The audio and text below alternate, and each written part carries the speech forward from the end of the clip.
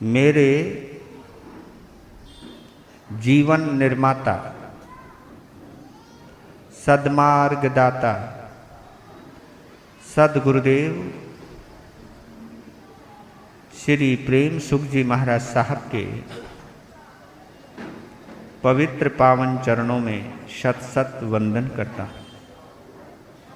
धर्म प्रेमी बंधुओं, माताओं तथा बहनों, आप सभी का हार्दिक हार्दिक स्वागत करता हूँ।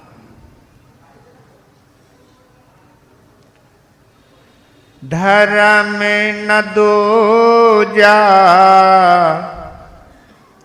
सत्य समाना,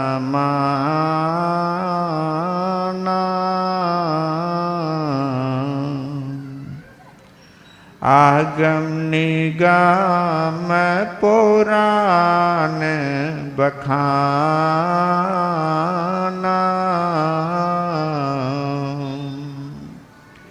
साच बराबर तप नहीं,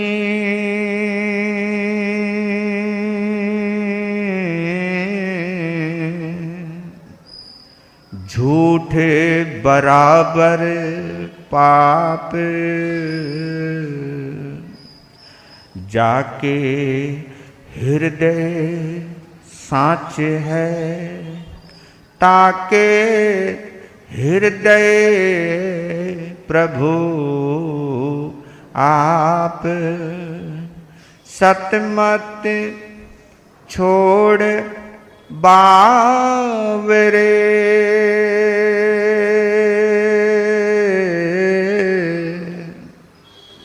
सत छोड़ा पत जाए, सत की बांधी लक्ष्मी, फिर मिलेगी आए, वह सत्यवादी हरिश्चंद्र एक पल में बना भिखारी, मरघट में बिक गया राजा, बिक गए तारा रानी, वो अटल रहे धर्म पे, फिर हो गई सब आसानी, हम भूल गए हैं जिनको, जरा याद करो कुर्बान, जिन धर्म के प्यारे लोगों, यह सुन लो अमर कहानी, हम भूल गए हैं जिनको, जरा याद करो कुर्बानी। बोलिए सत्यवादी महाराजा हरिश्चंद्र की। आप लोग सुन रहे थे कि महर्षि विश्वामित्र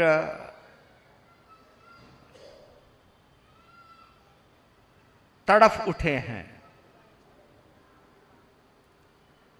जब से ये पता चला कि जिन अप्सराओं को मैंने अपने तप बल के द्वारा, तपस्या की शक्ति के द्वारा श्राप देकर बंधन में बांध दिया था,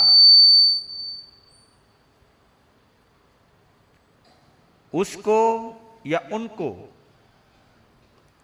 राजा हरिश्चंद्र ने छुड़ा दिया, मुक्त कर दिया।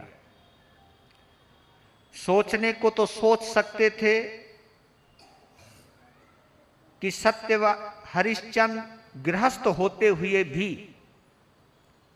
अगर उन्होंने मेरी तपस्या के बल को चुनौती दी है तो मेरे में क्या कमी रह गई और उसमें क्या विशेषता आ गई। इसके ऊपर चिंतन न करते तो उनकी कर्मों की निर्जरा भी हो सकती थी, उनकी क्रोध की बीमारी का इलाज भी हो सकता था। पर लेकिन तपस्या के द्वारा जो घमंड आता है, अपनी सिद्धियों का जो घमंड होता है, अपनी साधना का जो अहंकार होता है, यह अहंकार कभी भी व्यक्ति को अपनी गलतियों को देखने नहीं देता। अहंकार कभी अपनी भूल स्वीकार करने देता ही नहीं और दूसरे को सही मानने देता ही नहीं, क्योंकि जो व्यक्ति अपनी भूल स्वीकार नहीं कर सकता वो कभी भी दूसरे की विशेषता भी स्वीकार नहीं कर सकता। ये अभिमान दुधारू तलवार है, दोनों तरफ से मारती है। ये अपने को छोटा मानने नहीं देती, दूसरे को बड़ा मानने नहीं देती। यही गलती करी, विश्वामित्र भड़क गए। होता कौन है वो, मेरी तपस्या को चुनौती देने वाला।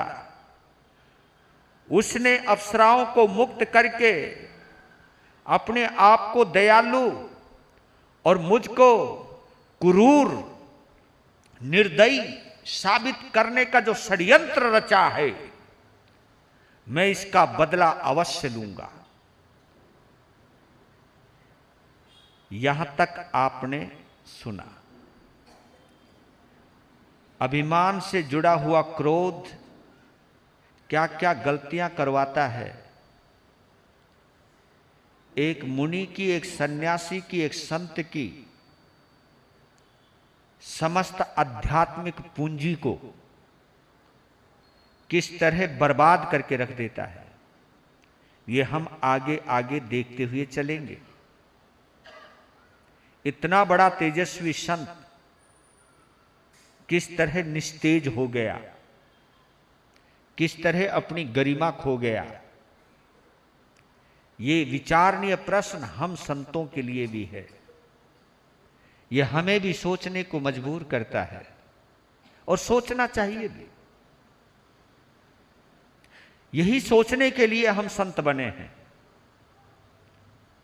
हम जो संत बने हैं दूसरों की कमियां निकालने के लिए नहीं, स्वयं की कमियों को देखने के लिए बने हैं। क्योंकि अगर हम अपनी कमियों को देखेंगे तभी हम अपनी कमियां निकाल सकते हैं। दूसरे की कमियां देख करके हम दूसरे की कमियां नहीं निकाल सकते, दूर नहीं कर सकते। हमें स्वयं ही बोध होना होगा। लीजिए, दोहे की दो पंक्तियों से आज का वक्तव्य प्रारंभ कर रहा हूं। जीवन में कर्तव्य का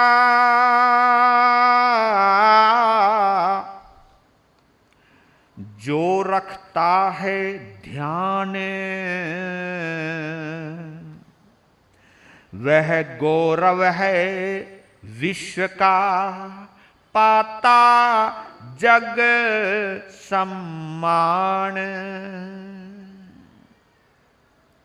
जो कोई भी, चाहे आप हैं चाहे हम हैं, जो कोई भी अपने कर्तव्य का, मुझे क्या करना चाहिए,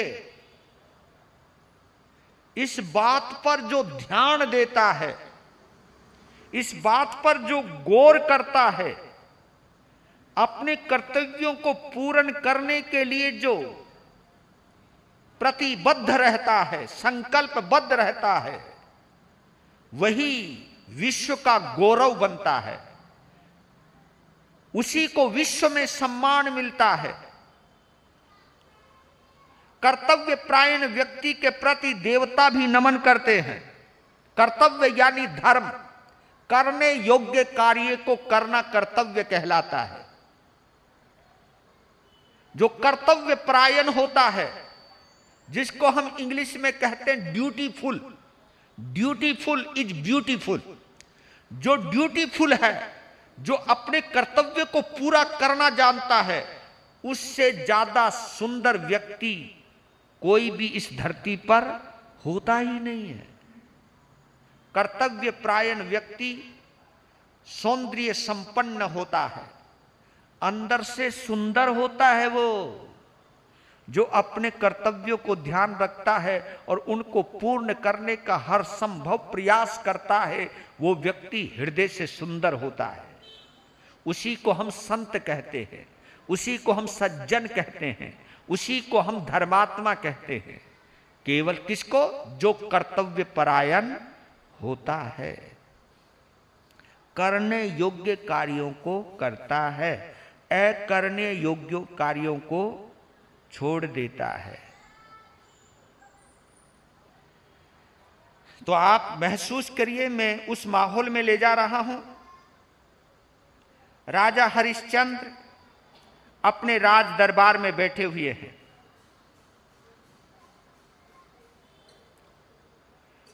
सूर्योदय होते ही राजसभा में आ गए हैं।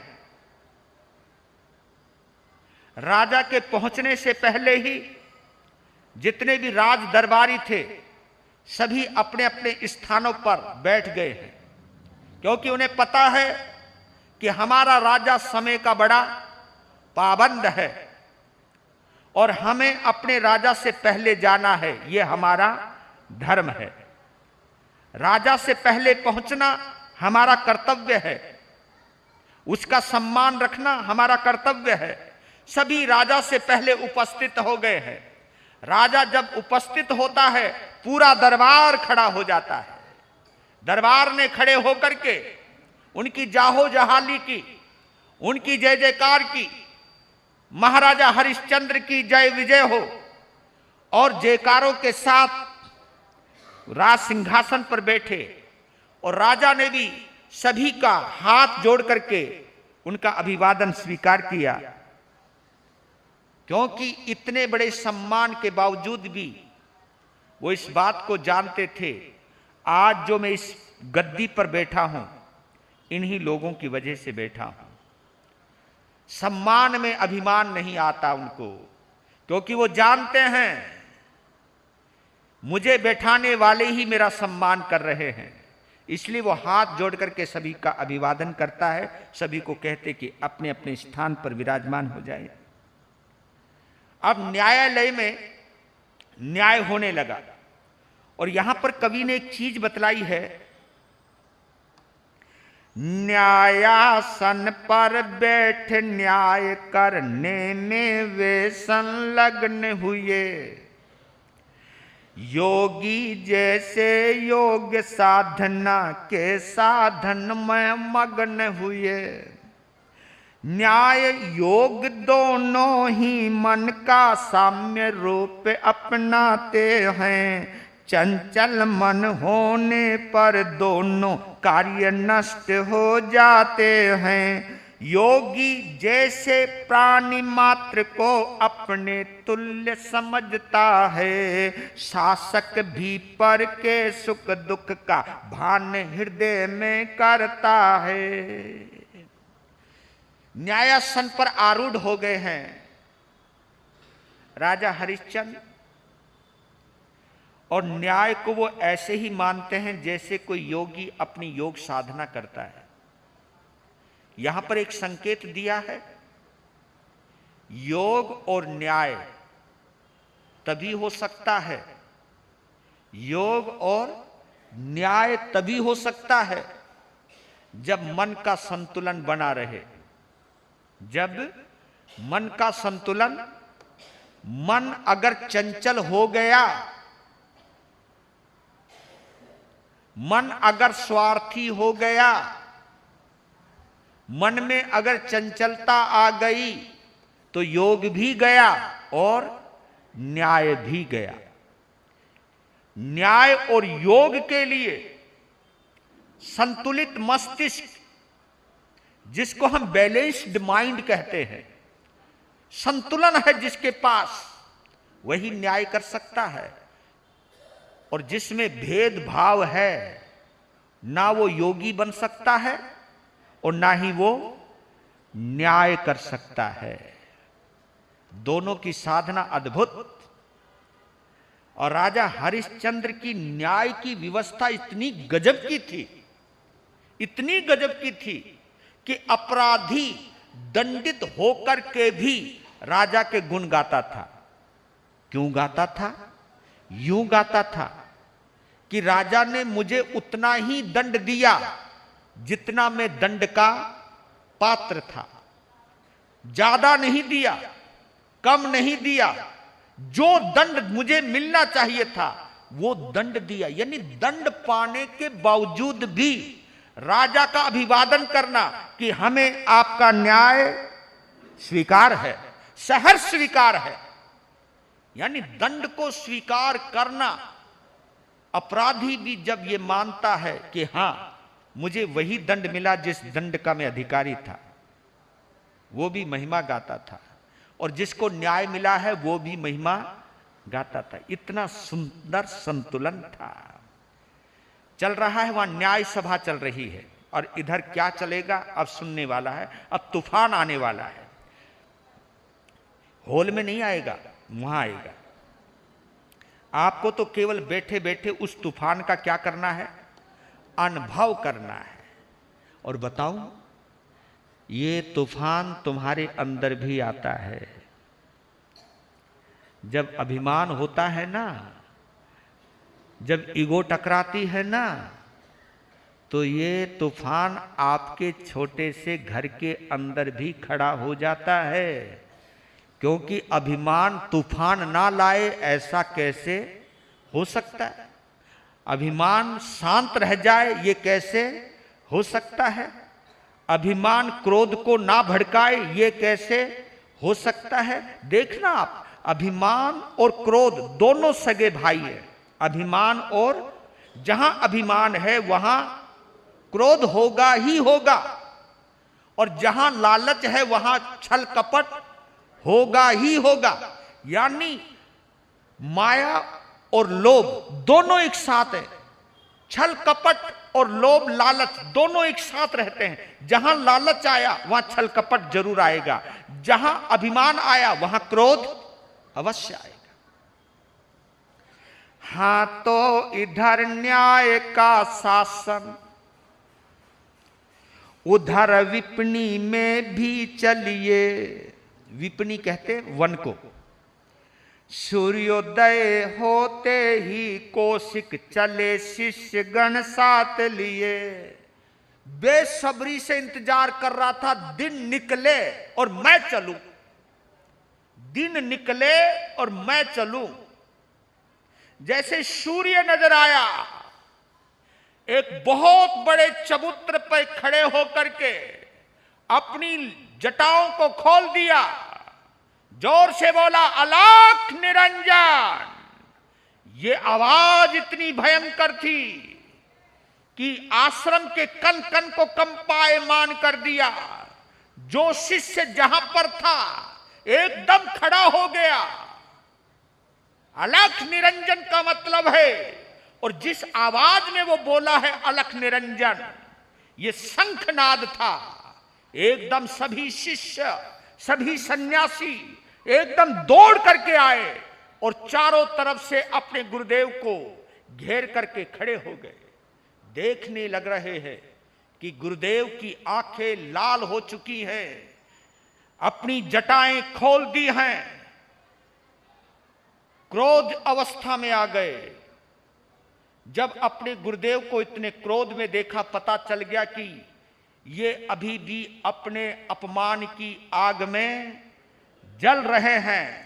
तो शिष्यों ने अपना धर्म निभाया। शिष्यों ने बोला जय जय गुरुदेव, जय जय गुरुदेव, यानी हम तुम्हारे साथ हैं। एकदम चल पड़ा है काफिला, धूल उड़ाता हुआ, तूफान आता हुआ। जैसे ही अयोध्या नगरी में प्रवेश किया उस तूफान ने, पूरे अयोध्या का घंटा पथ, घंटा पथ कहते हैं राजमार्ग को, राजमार्ग उसको कहते हैं जो रास्ता राजमहल की तरफ या राजसभा की ओर जाता हो, उसको क्या कहते हैं? राजमार्ग। पूरे अयोध्या का घंटा पथ आज अतीव अकंपित है, आस पास दर्शक जनता का मन भी अति ही चिंतित है। एक विकट तूफान उठा सा आता है, मुनिवर क्या है होठ कपाते दांत पीसते, स्वयं भी क्या है। देख क्रुद्ध को सिक्को आकुल व्याकुल हैं सब नर नारे, कौन काल के गाल पड़ा है किस पर वक्र दृष्टि डाली। तूफान आ गया है अयोध्या के अंदर, हुंकारे भरते हुए, जमीन पर पांव पटकते हुए। जब गुस्सा आता तो यही होता है ना, आप भी तो पटकते होंगे ना कभी कभी पांव। और ये आदत बचपने से पड़ी हुई है, क्योंकि बच्चे जब गुस्सा आता तो बच्चे भी अपने पांव पटकते, कई दीवार में सिर मारते, पता नहीं क्या क्या करते हैं। पांव पटकते हुए, होंठ कपाते हुए, दांत भींचते हुए, मुट्ठियां बंद करते हुए, बार बार अपने हाथ को बढ़ाते हुए, लोगों अपने शिष्यों को कहता बढ़ाओ आगे, देख लेंगे हम एक एक को। जब ये दृश्य देखा वहां की जनता ने, सभी बाहर आ गए, उठाया सभी को, उठो उठो, क्या हुआ, कुछ होने जा रहा है, आज अयोध्या में तूफान आने वाला है। इतना ही सुनना था, सारे नर नारी, सड़क पर कुछ, छतों पर कुछ, और लाल कपड़ों में भरी हुई वो लाल सेना देखते ही सबके दिल दहल गए, सब कांपने लगे। विश्वामित्र के क्रोध को और उनकी तपस्या की ताकत को अयोध्या का बच्चा बच्चा जानता था।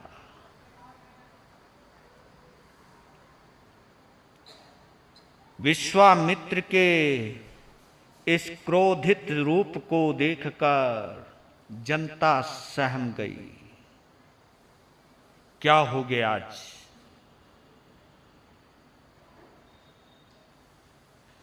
किसके बर्बाद होने का वक्त आ गया? लोग अनुमान लगाने लगे, लोग सोचने लगे। देखना रे, कभी अपने आप को भी चेक करना। मैं थोड़ा सा रोक रहा हूं यहां, आप लोग भी कभी अपने को चेक करना कि तुम्हें देखकर आपके बच्चों में कहीं भय का वातावरण तो नहीं बन गया।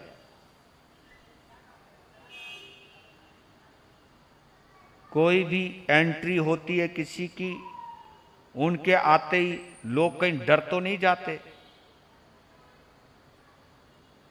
कभी कभी ऐसा देखता हूं, घर में कोई बड़ा बुजुर्ग जैसे घर में घुसता है, वैसे ही बच्चों को उनकी माताएं कहनी चुप, क्योंकि मालूम है शोर शराबा देखती जो बड़ा बुजुर्ग आया है एकदम भड़क जाएगा, और वो भड़के उससे पहले बच्चों को कहते बच्चे सो जा सो जा, है ना। एक शोले फिल्म का डायलॉग याद है आपको? जब किसी गांव में बच्चा रोता था तो बच्चे की मां कहती थी सो जा बच्चा, गब्बर सिंह आ गया है। ये दहशत। इसी सभा में तुम्हें ये पता लग जाए कोई आतंकवादी आया है तो आप सभी के चेहरों का रंग उड़ जाए। महसूस करना कि हमारी इमेज कैसी है, घर में हमारी उपस्थिति किसी को सुकून दे रही है या तूफान ला रही है। कभी कभी समाज में कभी कोई कह देता था कि मेरे पिताजी शास्त्रों के इतने जानकार थे कि छोटे मोटे साधु साध्वी तो डर के मारे कांपने लगते थे। तो मैंने कभी कभी उनसे भी कहा, यार तेरे पिताजी आगमों के जानकार थे, ये तो अच्छी बात है, लेकिन उनको देख करके साधु साध्वी कांपने क्यों लगते थे? क्या इतने खतरनाक थे तुम्हारे पिताजी? क्योंकि श्रावक तो हमारे लिए माँ बाप के बराबर हैं, और माँ बाप को देखकर कोई भी बच्चा डरता नहीं है, बल्कि उनकी उपस्थिति से अपनी कमी को पूरा समझता है, उनकी उपस्थिति में आनंद महसूस करता है। ये डरना कहाँ से आ गया? और मैं भी संत होकर के, कई मेरी बहनें भी कहा करती थी, गुरु महाराज जब आप यहाँ नहीं आए थे उससे पहले हमें बहुत डर लगता था तुमसे। मैंने क्या कर दिया भाई? मैंने किसी को कुछ कहा नहीं, पर लेकिन भर देते ना, महाराज से जरा बच के रहना, बड़ा ऊंचा मिजाज है उनका, पता नहीं समाज में अपने आप ही कुछ कर देते हैं। ये सोचिएगा कि हमारी इमेज कहीं ऐसी तो नहीं बनी है जैसी। देखिए विश्वामित्र इतना महान तपस्वी, इतना बड़ा सन्यासी, अगर उसको देख करके अयोध्या का कन कन अगर कंपित हो रहा है, तो ये कंपित होना साधुता के लिए सम्मान की बात है या लज्जा की बात है? किसी के संत, कोई भी संत आपकी समाज में आए और संत की उपस्थिति में वहां के लोग डरने लग जाएं, अब क्या होगा, अब क्या होगा, कहीं कुछ कहना दे महाराज, कहीं कुछ श्राप ना दे दें, कहीं कुछ महाराज गुस्से में आकर के कुछ हमको श्राप ना दे दें, ये दहशत अगर मेरी वजह से समाज के बीच में है तो ये मेरा सम्मान नहीं है, ये साधुता का अपमान है। क्योंकि साधु तो जगत मित्र है, साधु तो कल्याण मित्र है, जगत मित्र है। आप लोगों में तो फर्क हो सकता है, लेकिन संतों में कोई फर्क होना नहीं चाहिए। हम सबके हैं और सब हमारे, हम सबके और सब हमारे हैं। यह है कल्याण मित्र की परिभाषा, यह है जगत मित्र की परिभाषा। पहुंच गए न्याय सभा के द्वार देश पर, द्वारपाल से बतलाए अपने मन के भाव, क्रोध की भाषा में ही समझाए। क्योंकि जो अंदर है वही तो बाहर आएगा।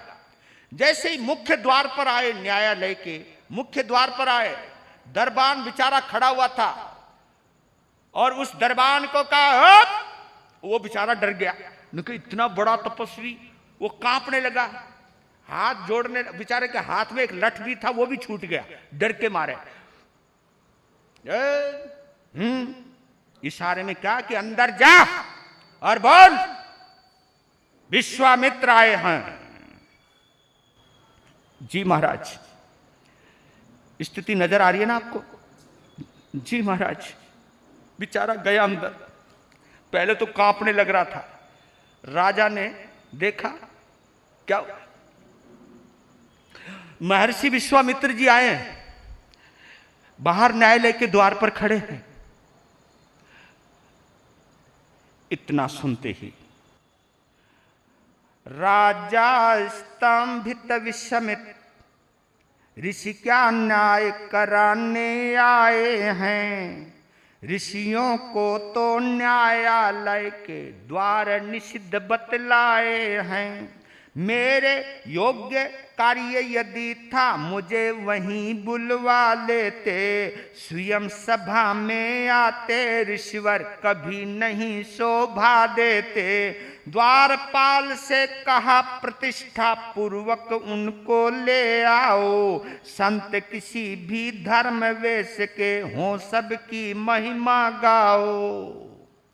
जब द्वारपाल से सुना कि महर्षि विश्वामित्र न्याय कराने के लिए न्यायालय के द्वार पर खड़े हैं। ये शब्द सुनते ही राजा वहीं बैठा का बैठा रह गया, स्तंभित, अवा, ऊपर से विस्मित, यानी आश्चर्यचकित।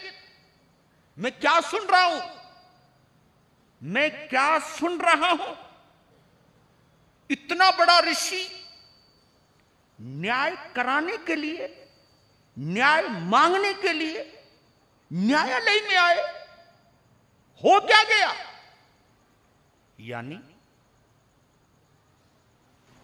साधु सन्यासी के केस कभी कोर्ट कचहरी के अंदर, मानते हो ना, जिनके केस चलते हैं ना कोर्ट कचहरी में, वो साधु हो ही नहीं सकते जी, हो ही नहीं सकते।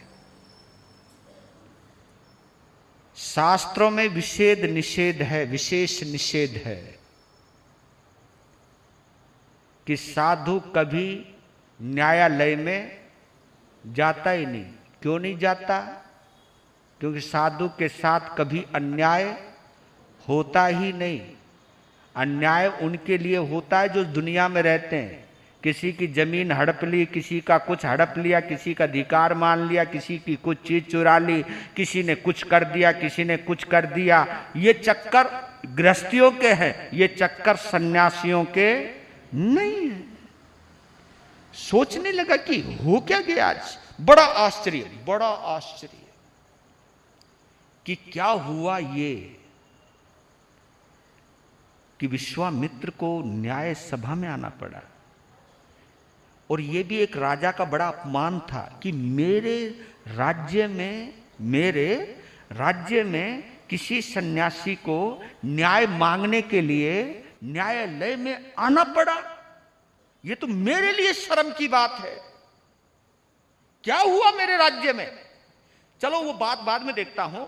उस समय द्वारपाल से कहा कि जाओ गुरुदेव को आदर सहित सम्मान के साथ लेकर के आओ, क्योंकि जब वो आ ही गए हैं तो उन्हें सम्मान के साथ लाओ, जय जयकार करते हुए उनको लेकर के आइए। अब देखिए एंट्री कैसे हो रही है राजसभा में, न्याय सभा में। कौशिक ज्यों ही न्यायालय में मस्त झूमते से आए, सभा सहित नृप खड़े हुए, नतमस्तक सादर गुण गाए। जैसे ही प्रवेश किया,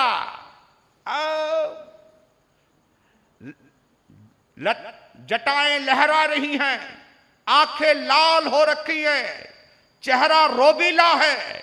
जैसे ही अंदर आए, और वैसे शरीर भी कद काठी बड़ी तगड़ी थी। अब अपन तो कुछ नहीं, अपन तो तुम्हारे आगे भी छोटे से लगते हैं, क्या करें। वहां तो बड़ा विशाल शरीर,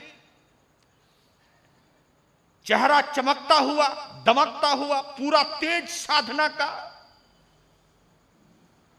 झूमते हुए आए और पीछे पूरी मंडली जय जय गुरुदेव, जय जय गुरुदेव शोर मचा दिया। उसके बावजूद भी पूरी सभा अपने स्थान पर खड़ी हो गई और स्वयं राजा हरिश्चंद्र अपने सिंहासन से खड़े हुए 2 कदम आगे चलने लगे। क्या हुआ? सिंहासन से लगे उतरने तो कौशिक कर्कश बोले, धधक रहे थे लगे बरसने वचन रूप बम के गोले। राजन रहने दे ये आदर, सिंहासन पर ही ठहरे, नमक डाल कर व्यर्थ जख्म पर उठा रहे दुख की लहरें। पूजा आदर की अभिलाषा लिए नहीं मैं आया हूं, राजा तुम हो न्यायासन से न्याय मांगने आया हूं। क्रोध गर्जना सुन कौशिक की सभी लोग भयभीत हुए, किंतु सत्य के धन निपति तो अति निर्भय अति स्फीत हुए। जैसे ही उनके पांव छूने के लिए, उनको प्रणाम करने के लिए राजा हरिश्चंद्र सिंहासन से उतर करके जैसे आगे चले, तुरंत आवाज आई, हरिश्चंद्र नो, बिल्कुल नहीं, वापिस जहां से जहां बैठा था वहीं बैठ जा, क्योंकि मैं तुझसे हाथ जुड़वाने के लिए, अपने पांव पुजवाने के लिए यहां पर नहीं आया हूं। और जब तू हाथ जोड़ता है ना जब तू मुझे, तो मुझे ऐसे लगता है जैसे मेरे जख्म पर हाय हाय हाय। इसलिए मैं तुम्हें एक सलाह दे रहा हूं, घर में किसी की ज्यादा खोपड़ी खराब हो रखी हो और गुस्सा ज्यादा ही आ रखा हो, चुप बैठ जाना, हंसना नहीं। बेचारे को आग लग रही है और तुम हंसे जा रहे हो, चुपचाप निकल लो वहां से। शांत, समझा रहा हूं, घर में तूफान को अगर शांत करना हो, हंसी मत उड़ाना। बोला तू जब हाथ जोड़ता है, और ये सब क्रोध में होता है भैया, सच बता रहा हूं, जब आदमी प्रेम में होता है ना तो मुस्कुराहट भी अच्छी लगती है, और जब बंदा क्रोध में होता है तो किसी का हंसना भी, बोलो जल्दी, बुरा लगता है। मुझे कभी कभी देखता हूं इस चरित्र के अंदर घुस करके मैं, ये चरित्र नहीं बल्कि हमारी तुम्हारी कथा है। सब कुछ चरित्र में सब कुछ झलकता है। ये मानस चित्र है, ये चरित्र नहीं है, बल्कि मैंने क्या शब्द बोला, आपने देखा होगा तुलसीदास, गोस्वामी श्री तुलसीदास ने अपनी रामायण का एक नाम रखा है। क्या नाम रखा? रामचरित्र मानस, उनका नाम रखा। नहीं तो राम कथा भी लिख सकते थे वो, लेकिन क्या लिखा उन्होंने? राम चरित्र मानस। राम अलग है, चरित्र अलग है और मानस अलग है। यानी ये वो कथा है, रामायण की वो कथा है जिसमें आपको हर तरह का चरित्र मिलेगा, हर तरह का चित्र मिलेगा, अच्छे से अच्छा भी और बुरे से बुरा भी, हर चरित्र वहां मिल रहा है। रामायण का हर पात्र हमारे में से किसी ना किसी का प्रतिनिधित्व कर रहा है। उसमें कहीं राम है तो कहीं दशरथ भी है, तो कहीं कौशल्या है तो कहीं कैकेयी भी है, कहीं कैकेयी है तो कहीं मंथरा भी है। और ये सब तुम सब हो अंदर ही अंदर। जो इधर की उधर भिड़ाती है वो मंथरा ही तो हो सकती है, जो आग लगाती हैं, समाज के अंदर भी बुराई करती हैं, किसी साधु साध्वी की बुराई लेकर के बैठ जाते हैं, सामाजिक संबर भी करते, फिर भी बुराई करते रहते हैं, साधु ने ये किया, साध्वी ने ये किया, इस तरह की जो बातें करते हैं, मंथरापन नहीं है तो और क्या है। और ऐसी कई मंथराएं हमारी समाज में भी होती हैं।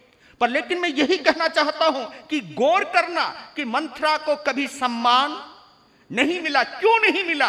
क्योंकि उसने घर के अंदर क्या लगाई थी? आग लगाई थी। कानों के अंदर क्या डाला था? जहर डाला था, जहर भरा था। वो कैकेयी जो अपने राम के ऊपर भरत से भी ज्यादा मरा करती थी, ऐसी मां के अंदर भी जहर डाल दिया। उसका नाम था मंथरा। तो हम कहीं ये काम तो नहीं कर रहे, ये हमें जरूर सोचना चाहिए। महिलाओं में मंथरा होती है और आदमियों में नारद होता है। नारद समझते हो? ये सब पात्र हैं। ये नारदपना जो करते हैं, इधर उधर भटकाना। अरे सुना भाई, आज क्या हुआ समाज के अंदर है? चटका ले, चल चाय पिलाता हूं, तू चाय भी पी और कहानी भी सुन मेरे। ये जो काम चलता है इस तरह का, ये कौन सी मानसिकता लेकर के हम जीते हैं? कौन सा हम काम कर रहे हैं? और अपनी दुकान पर बैठा करके समाज के लिए जो षड्यंत्र रचे जाते हैं, अपने ऑफिसों के अंदर बैठ करके जो समाज के लिए कुचक्र रचे जाते हैं, क्यों अपनी उस मंदिर का अपमान करते हो आप? मैं तो साफ कहता हूं, जिस गद्दी के ऊपर आप बैठ करके व्यवसाय करते हो ना, उस गद्दी पर बैठ करके कभी किसी साधु की, कभी किसी आदमी की, कभी किसी व्यक्ति की निंदा मत करना। और उस गद्दी के ऊपर बैठ करके कोई समाज के लिए कोई राजनीति मत करना, अलग से करना। तो बच करके रहना चाहिए हम लोगों को इन बातों से। कहा, मैं यहां तेरी पूजा लेने के लिए नहीं आया हूं। सुना है तू राजा कहलाता है, बड़ा न्याय प्रिय है, न्याय चाहिए मुझे, न्याय। ये जब सुना तो सारी सभा सन्न रह गई, सन्न, सब कांप रहे यूं। अगर उनके बीच में कोई कांप नहीं रहा था तो कौन नहीं कांप रहा था? सत्यवादी जो दिल का सच्चा होता है ना, उसे कोई डर होता ही नहीं।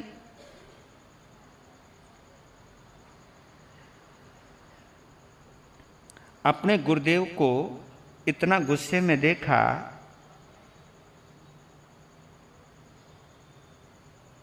हाथ जोड़ करके विनती करी, गुरुदेव एक गीत गाया है राजा हरिश्चंद्र ने अपने गुरु के सम्मान में।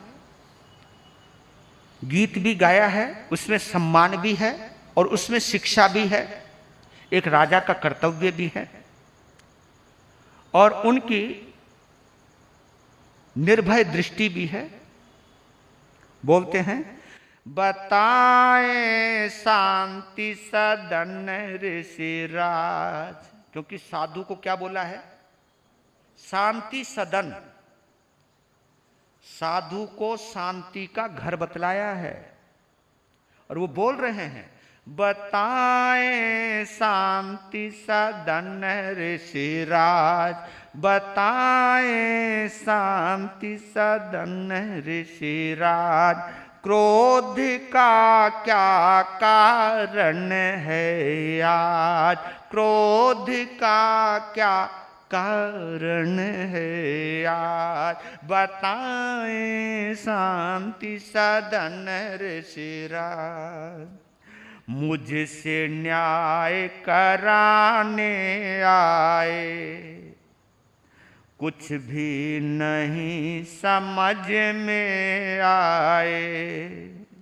क्योंकि राज से क्या ऋषियों का काज, राज से क्या ऋषियों का काज, बताएं शांति सदन ऋषिराज, क्रोध का क्या कारण है यार, बताएं शांति सदन। मुझे समझ में नहीं आ रहा है गुरुदेव, आप इतने गुस्सा क्यों कर रहे हो? किस बात पर? मेरे से न्याय कराने आए हो? मुझे तो समझ में नहीं आया। गुरु महाराज, धर्म शास्त्र भरे पड़े हैं, साधु कभी राज न्यायालय के अंदर नहीं जाता। मैं तो समझ में नहीं आ रहा है कि आप क्या न्याय कराने आए हो। आज्ञा होते मैं खुद आता, आज्ञा होती मैं खुद आता, जो कुछ होता हुक्म बजाता, जो कुछ होता हुक्म बजाता। क्योंकि आप हैं हम सबके सरताज, आप हैं हम सबके सरताज, बताएं शांति सदन ऋषिराज, क्रोध का क्या कारण है आज, बताएं शांति सदन ऋषिराज। और भी गुरुदेव, ऋषिवर होते समता धारे, ऋषिवर होते समता धारे, बहता करुणा निर्झर भारे बहता करुणा, निर्झर भारे। आप हैं किस पर क्यों नाराज, आप हैं किस पर क्यों नाराज, बताएं शांति सदन ऋषिराज, क्रोध का क्या कारण है आज, बताएं शांति सदन ऋषिराज। क्योंकि उन्हें अभी तक हरिश्चंद्र को यह भी नहीं पता कि विश्वामित्र नाराज किसके ऊपर हो रहे और क्यों हो रहे, यह अभी उन्हें पता नहीं है। और फिर चौथी बात कहते हैं, न्याय और क्रोध मेल नहीं खाते, क्योंकि जहां न्याय और वहां क्रोध, ये दो बातें आपस में मिलती ही नहीं। न्याय और क्रोध मेल नहीं खाते, क्रोध से झूठे माने जाते, सूत्र ये शासन का महाराज, बताएं शांति सदन ऋषिराज, क्रोध का क्या कारण है आज, क्रोध का क्या कारण है आज। शांति से बैठे यह आसन, शांति से बैठे यह आसन, कीजे ऋषि मर्यादा पालन, कीजे ऋषि मर्यादा पालन। भूमि पर खड़े, भूमि पर खड़े हमें है लाज, बताएं शांति सदन ऋषिराज, क्रोध का क्या कारण है आज। राजा सभी प्रजा का होता, कुछ भी पक्षपात नहीं होता, न्याय यहाँ पाता शुद्ध समाज, न्याय यहाँ पाता शुद्ध समाज, बताएं शांति सदन ऋषिराज, क्रोध का क्या कारण है आज, क्रोध का क्या कारण है आज। गुरुदेव, न्याय और क्रोध कभी आपस में मेल नहीं खाते। और दूसरी बात, साधु को इतना गुस्सा करना शोभा नहीं देता। गुरुदेव, छोटे मुंह बड़ी बात कह रहा हूं, कहां आप गुरुदेव हो, जगत गुरु हो, मैं एक छोटा सा अदना सा एक राजा हूं, लेकिन मैं आपको कहूं, मुझे अफसोस है, पर लेकिन आप बैठिए, शांति से आसन ग्रहण कीजिए। ये जनता तभी बैठेगी जब आप बैठोगे, आसन ग्रहण कीजिए। क्योंकि आप जमीन पर खड़े रहो और हम गद्दी पर बैठे, ये हमारे संस्कारों के अंदर कहीं से भी नहीं है। बैठिए और न्याय मिलेगा, क्योंकि राजा पूरी प्रजा का है और यहां पक्षपात होता ही नहीं है। आप निश्चिंत रहिए, आपको न्याय अवश्य मिलेगा। आप बैठिए और बताएं गुस्सा किस बात का है, क्या हो गया आपके साथ, मुझे समझ में नहीं आ रहा है कि आपको इतना गुस्सा क्यों आ रहा। और देखिए, बिल्कुल सरलता से बोल रहे हैं। वहां बेचारी जनता को पसीना आ रखा है, वहां घबराहट हो रही है, कईयों को कुछ कुछ हो भी रहा है, क्योंकि धमाका इतना जबरदस्त था। वो तो धमाका था, कोई संत कोई था, धमाका। और जब धमाका होता है एक बार तो कान, है ना, एकदम अचानक जोर से बम फट जाए तो कुछ होता है ना, तो वो धमाके थे। लेकिन जो आत्म स्थित होते हैं, हृदय स्थित होते हैं, स्थित प्रज्ञ होते हैं, उन पर इन बाहरी वातावरण का कोई भी प्रभाव नहीं पड़ता है। हरिश्चंद्र का इतना शांत चेहरा देखकर, इतना शांत चेहरा देखकर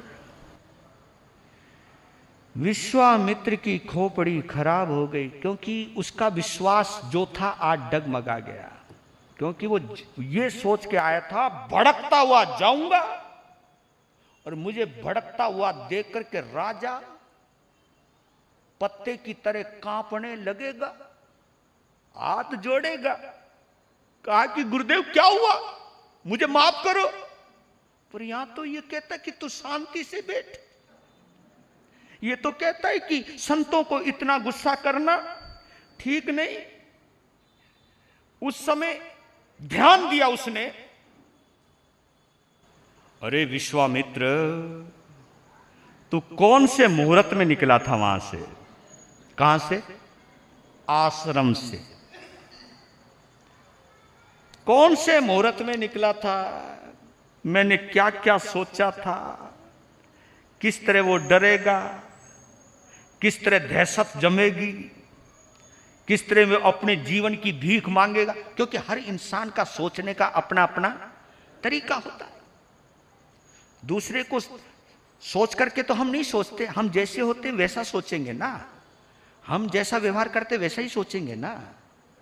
तो उसने ये सोचा था, आज तक जितने भी उसके चेले थे, जितने भी उसके भगत थे, सब जब भी गुरु की वक्र दृष्टि पड़ती थी सब डर जाते थे। गुरु महाराज माफ करो, माफ करो जी, कुछ भी हो माफ करो। और यहां तो सोचा कि महाराज को इतना गुस्सा करना ठीक नहीं है, और कहता कि शांति से आसन पे बैठो। अब क्या करूं, क्या करूं? अब पता चला कि विश्वामित्र, तुझे इतनी जल्दबाजी में न्यायालय में आने का फैसला करना नहीं चाहिए था। अब समझ में आई, क्योंकि क्रोध में बाद में ही समझ में आवे। इसलिए कहते हैं शुरुआत, क्रोध की शुरुआत हमेशा मूर्खतापूर्ण होती है और एंड हमेशा पश्चाताप से होता है। अब पछतावे होवे क्या? अब वो सोचने लगे, पीछे चेले भी कह रहे गुरुजी शांत मत बैठो, शांत मत, बेइज्जती हो जाएगी। कहा हाँ बात तो सही कह रहा है। अब क्या करे, उधर राजा है, इधर उसकी शिष्य मंडली है, और इधर उसका प्रभुत्व है। हाँ, समय तो हो गया आपका, और बेचैन है बेचारा विश्वामित्र। बैठ गया मन मार के, बैठ गया मन मार के। हरिश्चंद्र ने पूछा कि शांत हो जाओ, पानी पियोगे? वो बोला पानी पियोगे? अब बेचारे इतना गर्मी में आयो है, इतना पसीना आ रहा, पानी तो पूछना ही बनता है ना। अब बेचारा क्या करे, मरता क्या ना करता, पानी भी पी लिया। और देखो कमाल तो तब हुआ, पानी पी करके भी अंदर शांति नहीं मिली। क्योंकि क्रोध होता ही ऐसा है। और क्रोध के लिए तो मैं एक परिभाषा करता हूं, क्रोध तो वो चिंगारी है जो पानी में भी आग लगा देती है, पानी में भी आग लगा देती है, ये वो चिंगारी है। कहा कि अब बताओ आप क्यों आए? और वो अभी तक ये नहीं समझ पा रहे विश्वामित्र कि ये मेरे से क्यों पूछ रहा है कि तुम क्यों आए। क्या इसको पता नहीं? क्या इसको पता नहीं? ये मेरे से पूछ रहा है तुम क्यों आए, क्यों आए, और इसे पता नहीं। कह रहे राजन तू झूठ क्यों बोलता है, तुझे पता नहीं मैं क्यों आया? अरे गुरु महाराज, अगर ये पता होता कि क्यों आए तो मैं आपको यहां तक आने नहीं देता, मैं खुद आपके चरणों में उपस्थित होता। मुझे कुछ नहीं पता। उनके चल अब तो समय हो गया, कल बात करता हूं तेरे से। वीर नाम के हीरे मोती, गुरु नाम के हीरे मोती, मैं बिखराऊं गले गले।